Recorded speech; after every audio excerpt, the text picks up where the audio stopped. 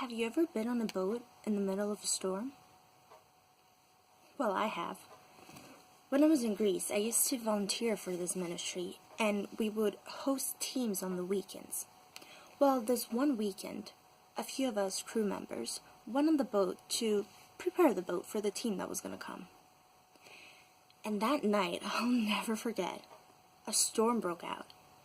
And the waves were so high, they were rocking the boat, and literally both ends of the boat were touching the water. We felt helpless. I remember thinking that there was nothing I can do, and I was basically trying not to throw up. The reality is, though, that even though it was a wild storm, I didn't really feel like I was in great danger because we were anchored at bay. But this does remind me of a story found in the Bible where Jesus was on a boat with his disciples and a great storm broke out. The difference is, though, they weren't anchored at bay like I was. They were in the middle of the storm, and they were actually afraid that they might even lose their lives. So, the specific story is actually found in 3 of the Gospels, in Matthew, Mark, and Luke, but I would specifically like to read the version found in the book of Mark, because there's a small detail which I found very interesting, which I will emphasize later on. So, before we get into the story, I want to read it from the text, and it's found in Mark, chapter 4, verses 35 till 41. It says, "On that day, when evening had come, he said to them, 'Let us go across to the other side.' And leaving the crowd, they took him with them in the boat, just as he was. And other boats were with him. And a great windstorm arose, and the waves were breaking into the boat, so that the boat was already filling. But he was in the stern, asleep on the cushion. And they woke him and said to him, 'Teacher, do you not care that we are perishing?' And he awoke and rebuked the wind and said to the sea, 'Peace, be still.' And the wind ceased, and there was a great calm. He said to them, 'Why are you so afraid? Have you still no faith?' And they were filled with great fear and said to one another, 'Who then is this that even the wind and the sea obey him?'" So, this is actually a very interesting story because it shows that the disciples hadn't fully understood who Jesus was yet. And it is very important as Christians to understand that Jesus is God and he has divine abilities that can help us through the storms of this life. So this takes place early in the journey of Jesus and his disciples. And so the disciples hadn't really understood that Jesus was God yet. And we can understand that from the last phrase where they questioned one another and said, "Who then is this?" They didn't understand. And the first point I would like to make is that it is very important to understand that Jesus is God and that he is sovereign. The fact that God has control and is sovereign over nature can really change our perspective, and especially through the story. We see that Jesus is sovereign because he is God. He created everything. And yet, when he woke up and saw the storm, he was able to rebuke it. This shows the power that he had. And the fact that God is sovereign should really help us to begin to trust him more through the difficulties of life. And I'm saying that because a lot of times we face things and we think that there's nobody to lean on, and yet God is sovereign, and we can definitely look to him. And the reason I wanted to read from the book of Mark is because of this detail. In verse 38, it says, "But he was in the stern, asleep on the cushion." So, this story, as I mentioned, is found in all 3 Gospels, but Mark is the only one that mentions a cushion. And I heard this theory that the cushion mentioned here was probably what was holding together the anchor of the boat. And when I heard this theory, it really blew my mind because I realized that Jesus was giving them a very clear image in that moment. He was telling the disciples that what they thought would keep them safe, basically the anchor of the boat, was nothing compared to what he could do. Jesus is the ultimate anchor.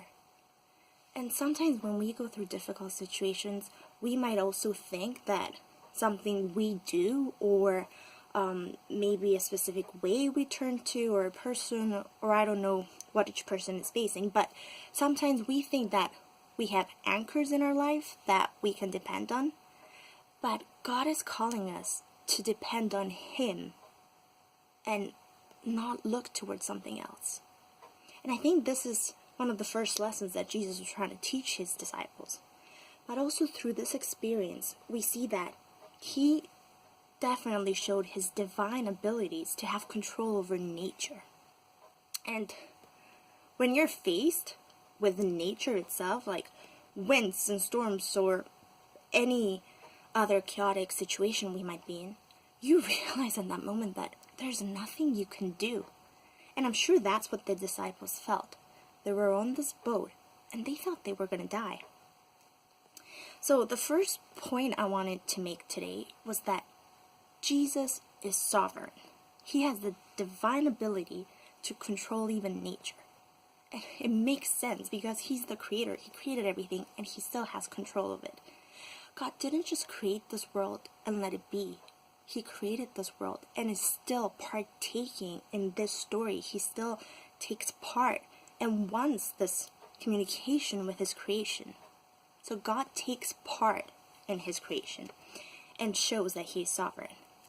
The second point I wanted to make is that nothing is impossible for God. As we've seen, Jesus was on the boat with the disciples. He was asleep, and it's also why the disciples were worried. But I don't think in that moment they realized who Jesus was. So I don't think they were worried because Jesus was asleep. They were probably worried because they were facing the storm. And they just noticed that Jesus was asleep.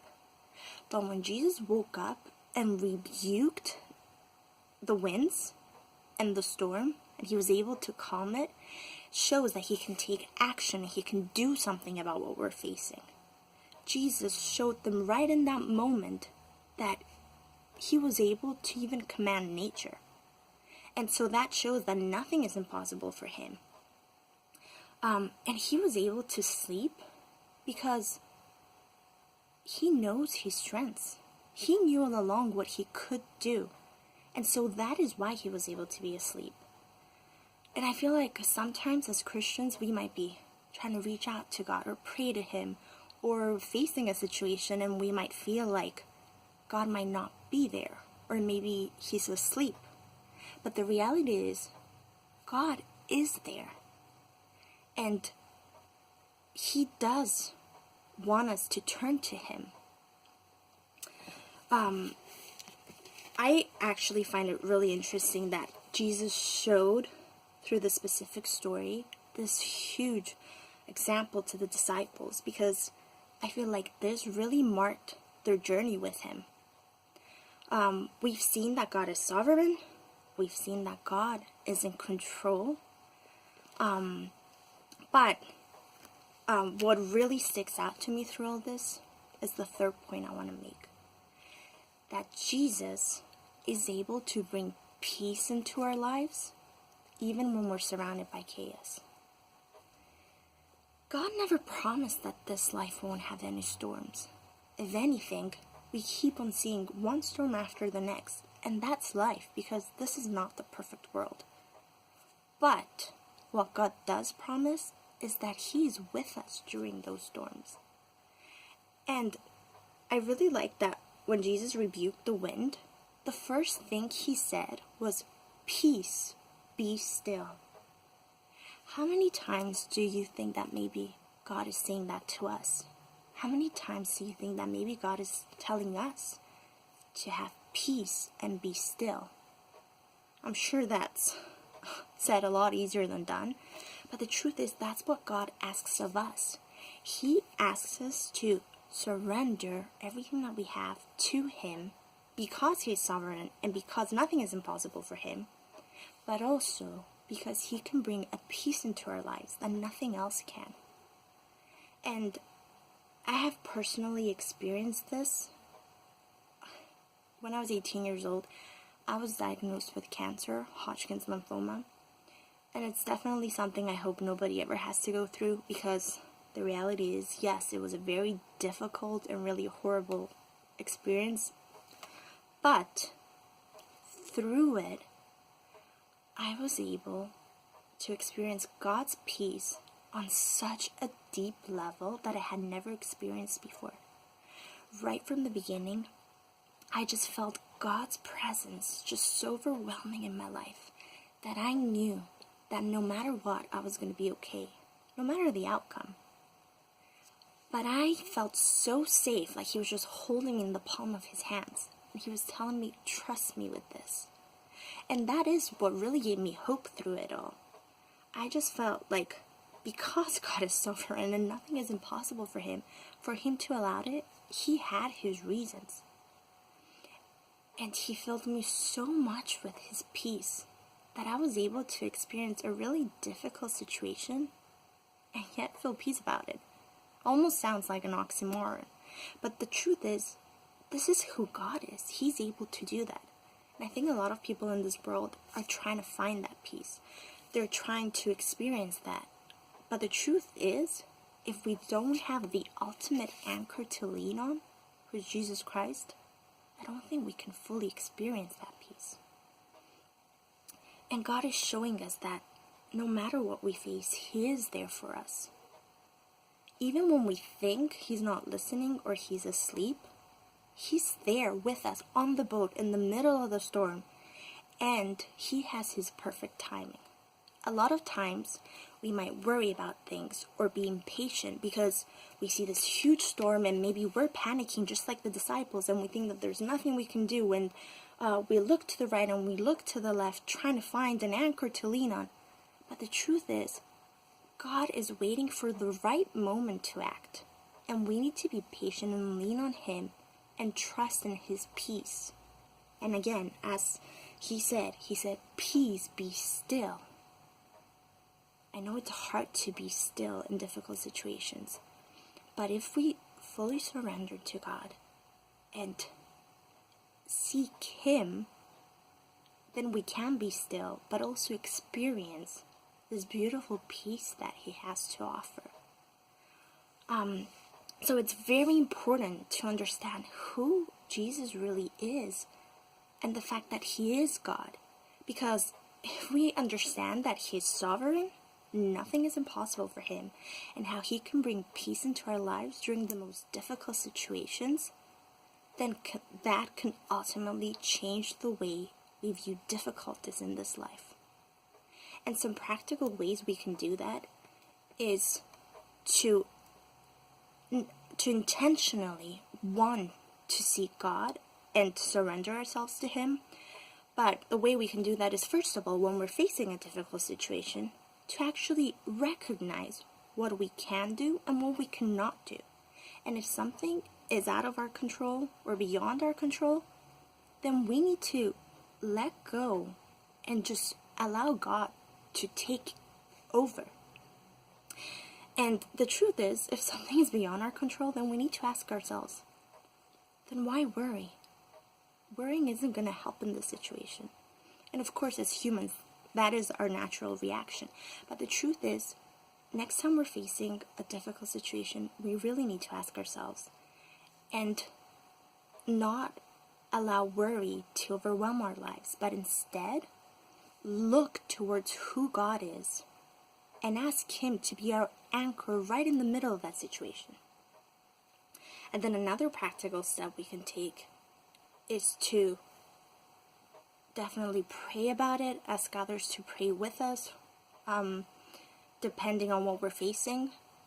But the truth is, Sometimes it's a little harder for our heart to follow, but I think if we intentionally want to surrender a situation to God, our feelings will follow with it.